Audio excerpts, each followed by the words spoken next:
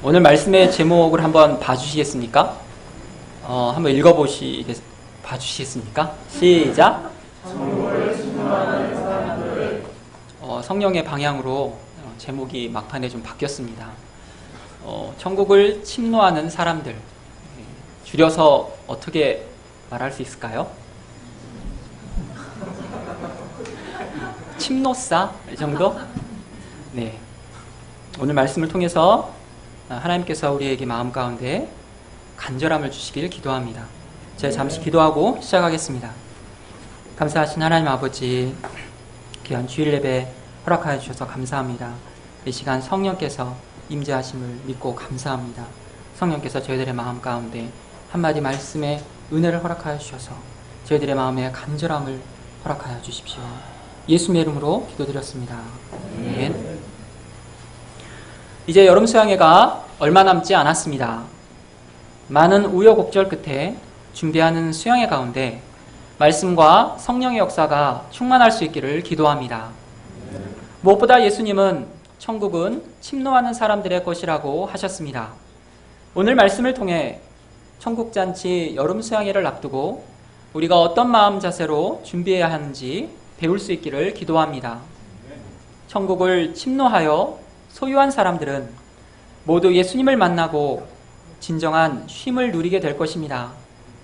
오늘 말씀을 통해 또한 진정한 쉼이 무엇이며 예수님이 어떻게 우리에게 참 쉼을 주시는지 배울 수 있기를 기도합니다. 파트 1, 실족하지 않는 자는 복이 있도다. 예수님은 12제자를 세우시고 전도 훈련을 시키셨습니다. 예수님도 12제자들과 함께 여러 마을에서 전도하고 가르치셨습니다. 예수님의 소문이 온 유대 땅에 퍼지게 되었습니다. 그때 세례 요한은 헤롯 왕이 동생의 아내와 결혼한 것을 비난하여 감옥에 갇혀 있었습니다. 감옥에 갇혀 있었던 세례 요한에게도 예수님의 소문이 들렸습니다. 2절을 보십시오. 요한이 옥에서 그리스도께서 하신 일을 듣고 제자들을 보내요. 요한은 감옥에서 제자들을 보내 물었습니다. 오신다고 했던 분이 바로 당신입니까? 아니면 다른 분을 기다려야 합니까? 세례 요한은 예수님을 메시아로 소개한 사람이었습니다. 요단강에서는 직접 예수님께 세례도 주었습니다. 요한복음에서는 보라, 세상 죄를 지고 가는 하나님의 어린 양이로다 하며 예수님이 이 땅에 오신 목적도 정확히 말해 주었습니다. 하지만 세례 요한이 감옥에 있으면서 들은 예수님에 대한 소문은 자신이 생각하고 기대한 메시아의 모습이 아니었던 것 같습니다. 요한은 도끼가 나무 뿌리에 이미 놓였고 메시아가 오시면 좋은 열매를 맺지 않는 나무마다 찍혀 불에 던져질 것이라 기대했습니다. 메시아가 오시면 그분은 손에 키를 들고 타작마당에서 키질을 하며 알곡은 모으고 쭉정이는 꺼지지 않는 불에 태우실 줄 알았습니다. 하지만 불의한 헤롯은 여전히 악을 행하고 있고 자신은 감옥에 갇혀 있었습니다. 사람들이 전하는 소문에 예수님은 안식일법을 어기고 병자를 고쳐주시며 세리와 죄인들의 친구가 되어 그들과 식사를 같이 하신다는 것이었습니다. 세례 요한이 생각한 메시아관이 무너지기 시작하였습니다. 이런 그의 의심을 가지고 찾아온 그의 제자들에게 예수님이 말씀하셨습니다. 5절을 보십시오. 맹인이 보며 못 걷는 사람이 걸으며 나병 환자가 깨끗함을 받으며 못 듣는 자가 들으며 죽은 자가 살아나며 가난한 자에게 복음이 전파된다 하라. 예수님의 말씀은 700년 전 이사야 선지자의 예언의 말씀 그대로였습니다. 세례 요한은 지금이 심판의 때요, 종말의 때라고 생각했지만 예수님은 지금은 구원의 때요, 은혜 받을 만한 때였습니다. 예수님은 이 말씀을 통해서 잘못된 세례 요한의 메시아관을 바로잡아 주고자 하셨습니다.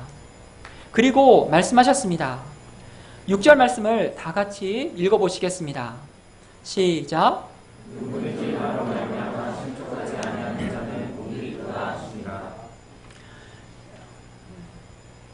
실족한다는 말은 의심에서 떠나간다는 뜻입니다.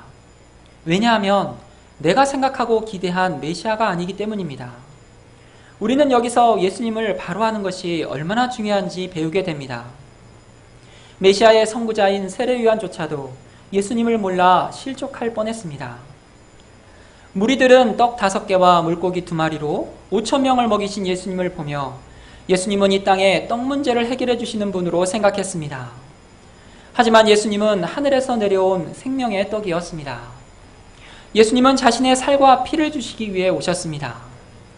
결국 사람들은 자신의 떡 문제가 해결되지 않았을 때 예수님을 떠났습니다.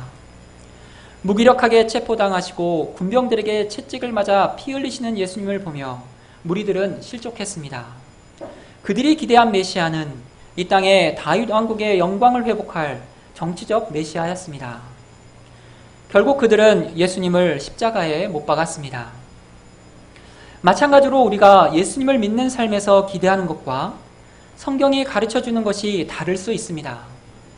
대체로 사람들은 고난이 없는 신앙생활을 기대합니다.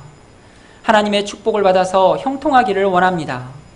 예수님을 믿으면 공부도 잘하고 남들이 부러워하는 직장도 얻고 세상에서 잘 나가야 한다고 생각합니다.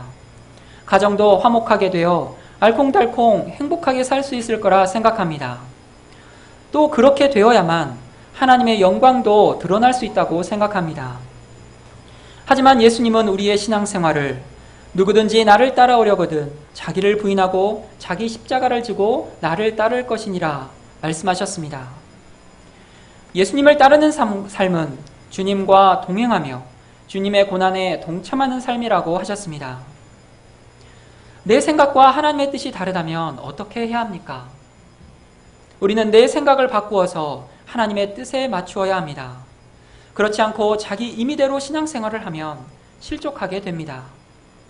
우리의 신앙생활은 내가 가지고 있는 잘못된 메시아관을 바로 잡아가는 생활이라고 말할 수 있습니다.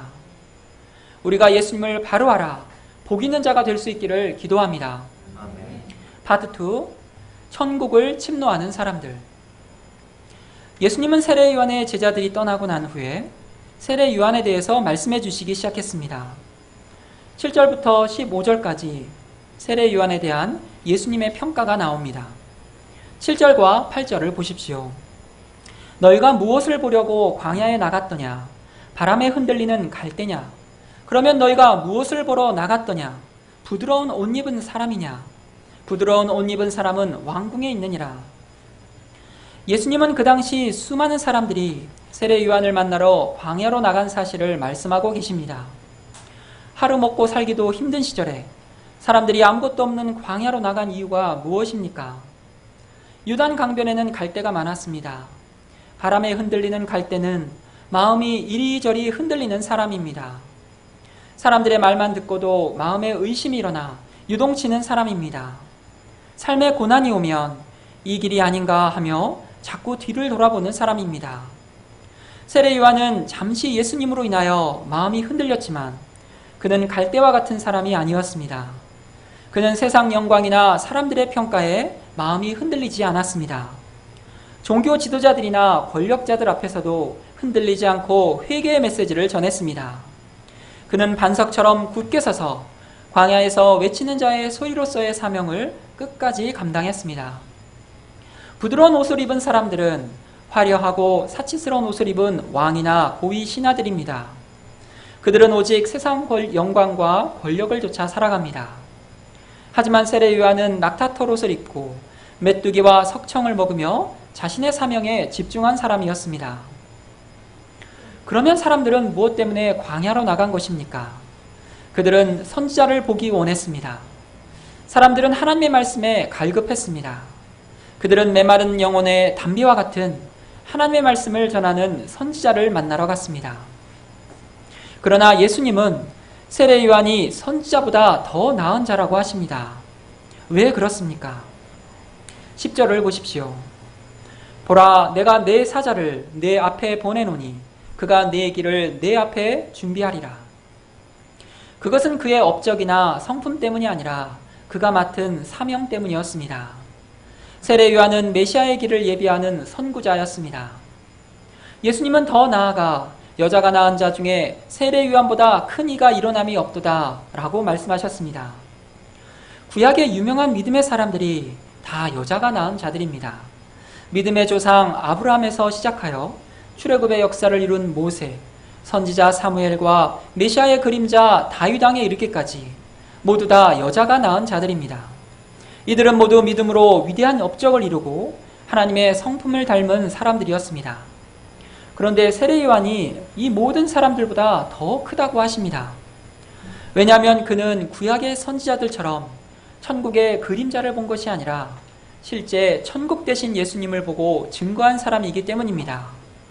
뿐만 아니라 예수님은 천국에서는 극히 작은 자라도 그보다 크니라 말씀하십니다. 하늘나라에서는 아무리 낮은 사람이라도 세례 요한보다 더 크다는 뜻입니다. 신약시대의 사람들은 예수님의 탄생을 보았고 그분의 말씀을 들었습니다. 메시아의 고난과 십자가의 죽으심을 보고 부활까지 목격했습니다. 죄사함과 구원의 은혜를 받았습니다. 성령께서 친히 각 사람 가운데 임재하시는 것을 체험하였습니다. 우리는 이 땅에서 천국 대신 예수님을 소유한 사람들입니다. 이는 참으로 놀랍고 영광스러운 일입니다. 그러므로 예수님을 믿고 천국에 속한 사람은 극히 작은 자라도 세례 요한보다 큰 사람입니다. 세례 요한의 때부터 죄로 닫힌 천국의 문이 열리게 되었습니다. 누구든지 자신의 죄를 진실하게 회개하고 예수님을 구주로 영접하면 천국에 들어갈 수 있게 되었습니다. 그런데 여기에는 하나의 원칙이 있습니다. 12절을 다 같이 읽어보시겠습니다. 시작. 세례 요한의 때부터 지금까지 천국은 침노를 하나니 침노하는 자는 변하느니라. 침노하다라는 단어의 헬라어는 비아조로서 무력을 사용하여 돌파하거나 힘으로 강력하게 밀어붙이는 행위를 가리키는 말입니다. 습격해서 탈취하다, 갑자기 달려들어 점유하다, 획득하다의 의미로 해석할 수 있습니다. 천국이 무슨 전쟁터도 아니고 뺏고 빼앗기는 양육강식이 지배하는 나라인 것처럼 묘사되어 있어 당황스럽기까지 합니다. 싸울 힘이 없거나 싸우기 싫어하는 사람들은 어떻게 해야 할까요? 예수님이 오셨을 때 천국을 침노하여 그 기쁨과 은혜를 맛본 사람들이 많이 있었습니다. 예수님이 계신 지붕을 뚫은 중풍병자의 친구들은 대표적인 천국 침노자들이었습니다. 그들은 사람들에게 막혀서 예수님께 나아갈 수 없게 되자 지붕으로 올라가서 천장을 뚫고 중풍병자를 예수님 앞에 달아내렸습니다. 그들의 침노하는 믿음은 남의 집의 지붕을 뚫는 상식밖의 행동까지 하게 하였습니다. 어떤 문둥병자는 사람들에게 돌에 맞아 죽을 각오를 하고 예수님께 나왔습니다. 12회를 혈루증으로 고통하던 여인도 사람들 사이를 뚫고 나와 예수님의 옷자락을 만졌습니다. 그들이 침노했을 때 그들은 천국을 얻게 되었습니다. 예수님의 능력이 그들에게 임하였습니다. 맹인들도 천국을 침노하였습니다. 그들은 예수님이 오셨다는 소문을 들었지만 어디 계신지 알지 못해서 소리쳤습니다. 다윗의 자손이여, 우리를 불쌍히 여기소서. 좀 조용히 하라는 사람들의 소리도 그들의 진격을 막을 수 없었습니다. 다윗의 자손이여, 우리를 불쌍히 여기소서. 여리고의 세리장 삭개오는 키가 작았지만 예수님을 보기 위해 뽕나무로 기어 올라갔습니다. 사람들의 시선과 자의식도 천국을 향해 나아가는 그를 막을 수 없었습니다. 예수님은 이 땅에 오신 천국이십니다. 천국을 침노하는 사람들은 모두 다 한결같이 예수님께 나아가 구하고 찾고 두드리는 사람들이었습니다. 세례 요한의 때부터 더 구체적으로 말하면 예수님이 이 땅에 오시면서부터 천국은 침노를 당하고 있습니다. 지금도 천국은 침노하는 사람들로 인해 확장되고 있습니다. 그들은 모두 영적인 소원을 가지고 적극적으로 천국에 들어가고자 하는 사람들이었습니다. 입을 벌리고 감나무에서 감이 떨어지기만을 기다리는 사람이 아니었습니다.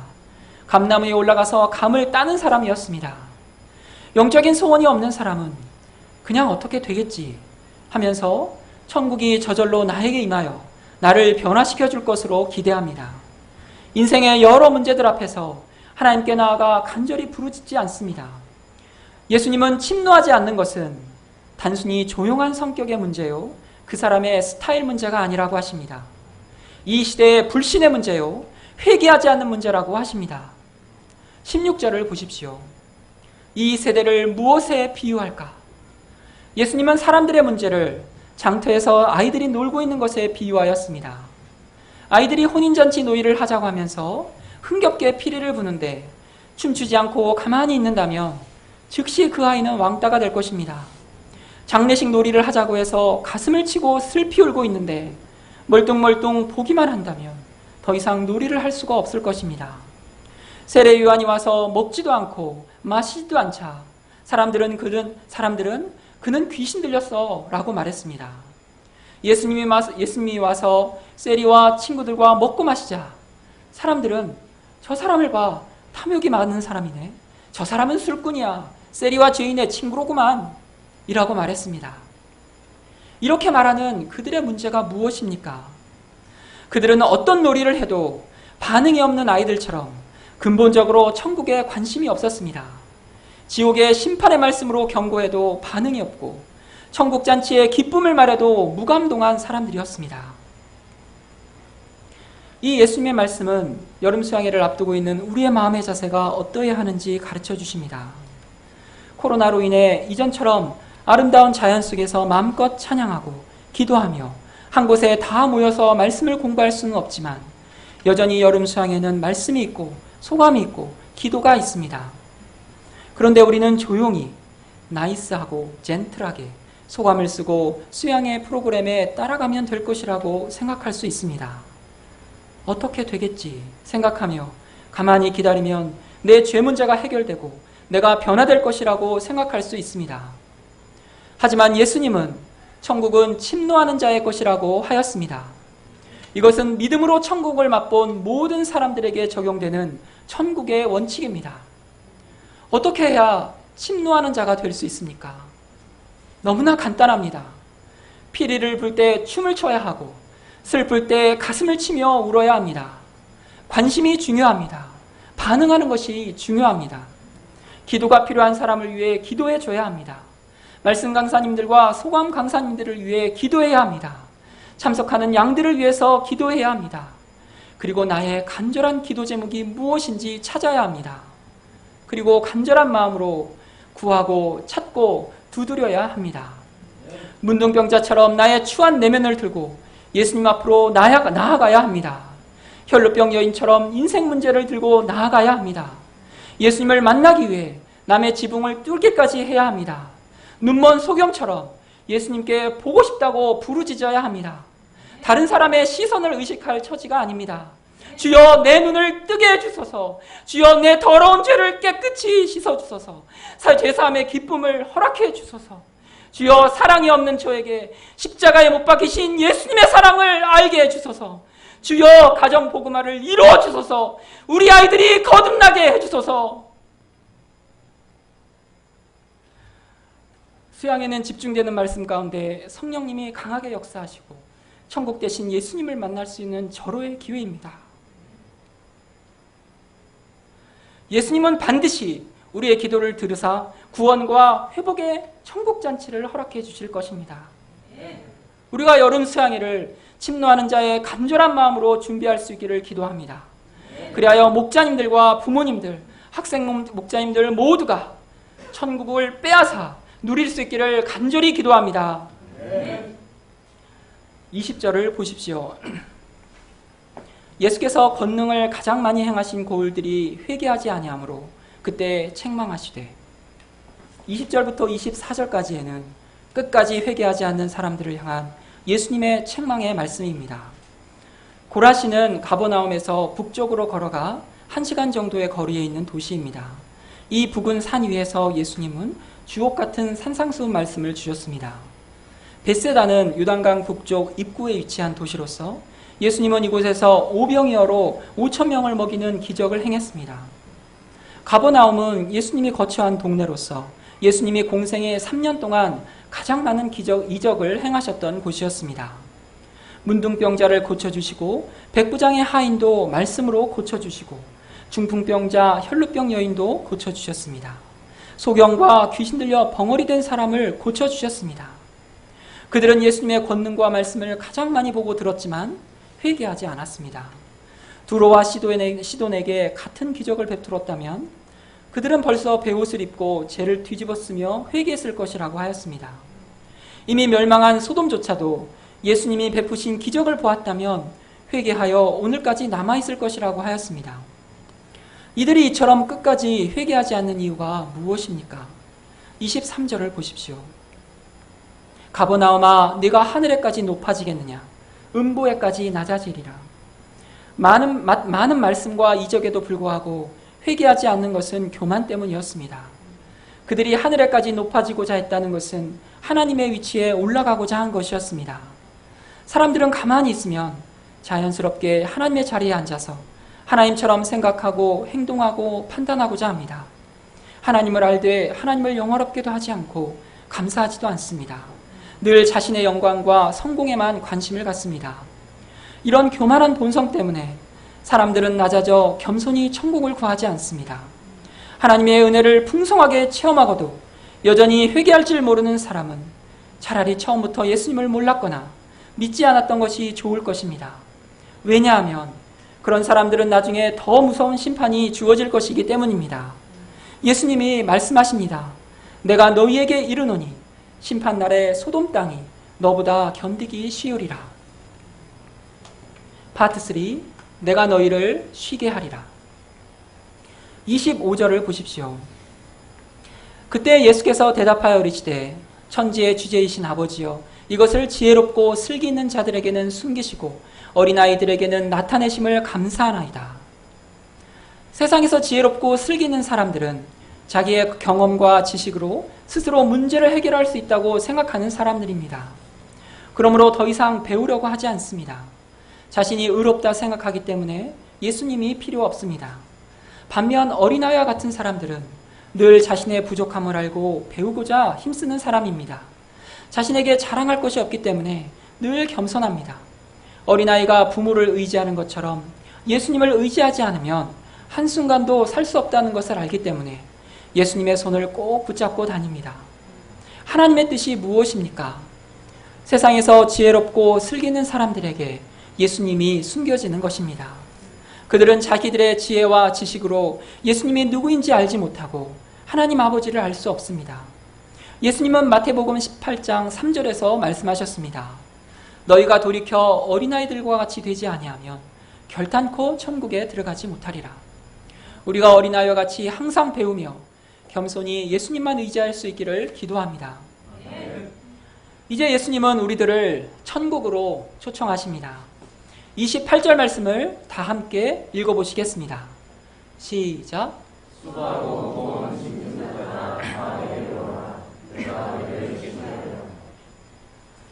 예수님의 말씀에는 우리 인생의 특징을 한마디로 말씀해주고 계십니다. 그것은 수고하고 무거운 짐을 지고 살아간다는 것입니다. 인간의 수고로운 삶은 죄로 말미암아 시작되었습니다. 창세기 3장에서 하나님은 죄를 범한 아담에게 말씀하셨습니다. 땅은 너로 말미암아 저주를 받고 너는 내 평생에 수고하여야 그 소산을 먹으리라. 땅이 내게 가시덤불과 엉겅퀴를 낼 것이라. 내가 먹을 것은 밭의 채소인즉 내가 흙으로 돌아갈 때까지 얼굴에 땀을 흘려야 먹을 것을 먹으리니. 사람들은 먹고 살기 위해서 얼굴에 땀이 날 때까지 수고해야 합니다. 늘 일에 치여서 피곤하고 지쳐 있습니다. 학생들은 초등학교 때부터 대학교까지 쉼없이 공부해야 합니다. 공부를 멈추면 성적이 떨어지고 성적이 떨어지면 세상에서 망한다고 생각하기 때문에 쉴 수가 없습니다. 고등학교에 올라가면 경쟁은 더욱 치열해지고 좀 더 나은 대학에 들어가고자 밤새워 공부합니다. 여학생들은 공부와 다이어트를 같이 하느라 더욱 수고로워 보입니다.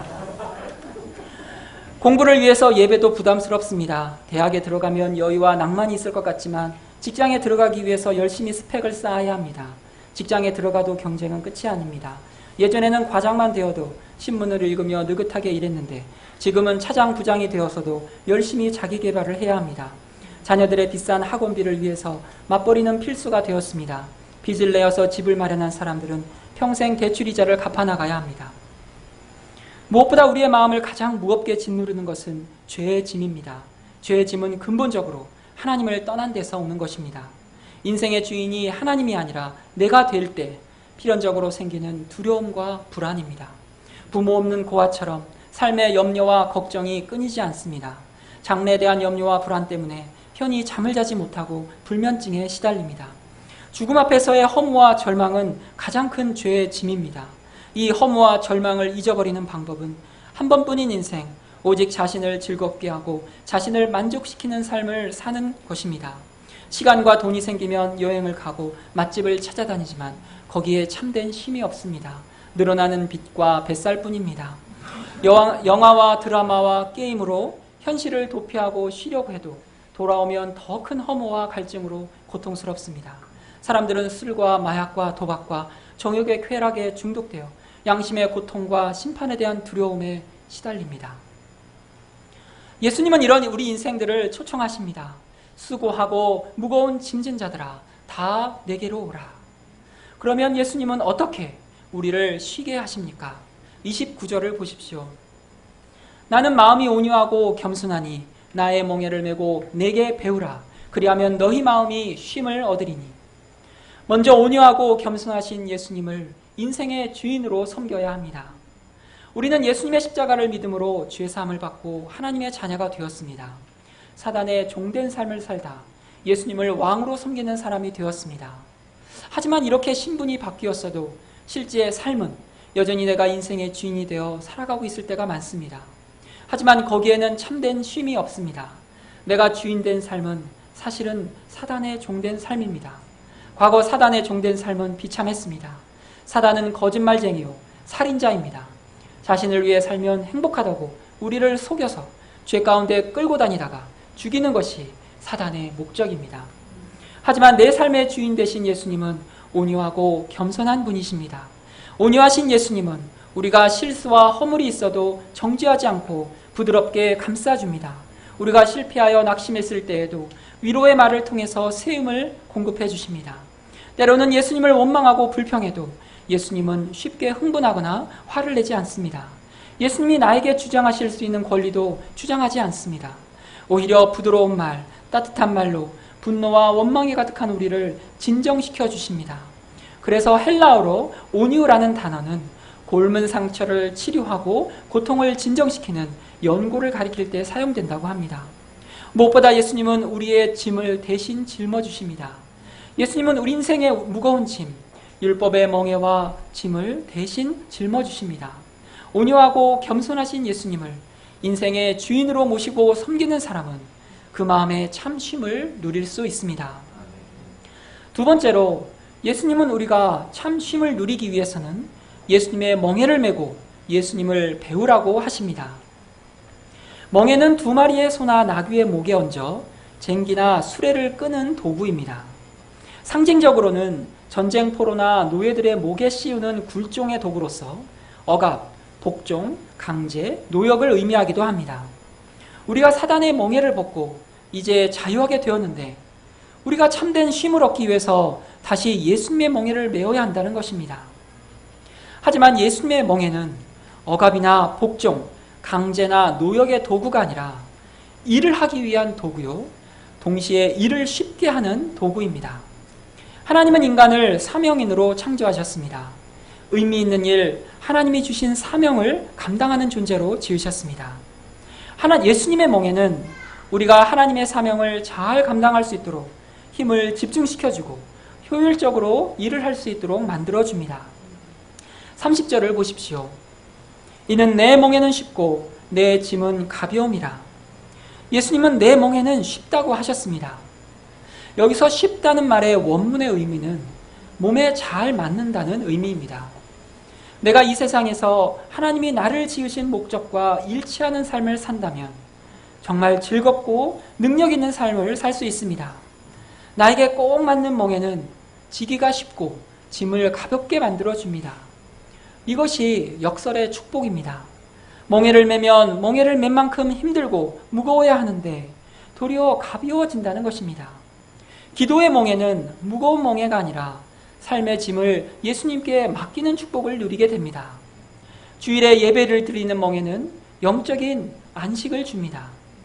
저에게 있어서 말씀을 전하는 멍에는 속박이 아니라 저에게 사람들로부터 자유하게 하고 하나님만 바라보게 하는 멍에입니다. 하루하루 말씀을 읽는 멍에는 우리의 삶에 영적 질서를 세워주고 깊은 영성을 공급해 줍니다. 교회에서 맡겨주시는 일을 감당하는 멍에를 지면 실제적인 믿음과 하나님과 동역하는 기쁨을 얻게 됩니다. 또한 예수님이 우리에게 지워주시는 짐은 가볍다고 합니다. 왜 그렇습니까? 그것은 예수님이 우리의 짐을 대신 져주시기 때문입니다. 예수님은 날마다 나의 삶의 짐뿐만 아니라 십자가에서 나의 모든 죄의 짐을 대신 져주십니다. 시편 기자는 말합니다. 날마다 우리 짐을 지시는 주, 곧 우리의 구원이신 하나님을 찬송할지로다. 그러므로 우리가 날마다 나의 짐을 예수님께 맡겨야 합니다. 그것은 빌립보서 4장 6절 말씀처럼 모든 일을 기도와 간구로 주님께 아뢰는 것입니다. 아무것도 염려하지 말고 오직 모든 일에 기도와 간구로 너희 구할 것을 감사함으로 하나님께 아뢰라. 신앙생활을 하면서도 우리가 쉼을 누리지 못하는 이유가 무엇입니까? 인생의 수고와 무거운 짐을 내 인생의 주인 되신 예수님께 내려놓지 않기 때문입니다. 또한 예수님의 멍에를 메고 예수님을 배우지 않기 때문입니다. 예수님은 마음이 온유하고 겸손하신 분이십니다. 그래서 우리에게 할 수 없는 것을 요구하지 않으십니다. 실수하고 넘어져도 정죄하지 않으시고 실수와 실패 속에서 예수님을 배우도록 하십니다. 우리의 연약함을 잘 아시고 우리의 짐을 져주시는 예수님 안에서 우리는 참된 쉼을 누리고 점차 강건한 하나님의 사람으로 성장할 수 있습니다. 결론입니다. 천국은 침노하는 사람들의 것입니다. 천국은 침노하는 사람들로 인해 확장되고 있습니다. 우리가 천국잔치 여름수양에서 천국을 침노하는 사람들이 될 수 있기를 기도합니다. 천국을 빼앗는 사람들과 예수님이 주시는 쉼은 깊은 관련이 있는 것을 깨닫게 됩니다. 천국을 침노하는 자가 예수님을 만날 수 있고 예수님을 만난 사람이 인생의 참된 쉼을 누릴 수 있기 때문입니다. 우리가 여름 수양회를 기도로 준비하며 천국으로 진격하는 수양회가 될 수 있기를 기도합니다. 그리하여 예수님 안에서 참 쉼과 위로를 얻고 이 땅에서 열매 맺는 인생, 승리하는 인생 살 수 있기를 간절히 기도합니다. 제 기도하고 마치겠습니다. 감사하신 하나님 아버지, 온유하고 겸손하신 예수님, 이 땅에 천국 되신 예수님 우리에게 주셔서 감사합니다. 그러나 우리가 얼마나 예수님을 모르는지요. 주님, 천국은 침노하는 자의 것이라고 하였습니다. 주님, 우리가 주님께 나아가게 도와주십시오. 주님께 부르짖게 도와주시고 주님을 얻게 도와주십시오. 이번 여름 수양회를 축복하여 주십시오. 예수님의 이름으로 기도드렸습니다.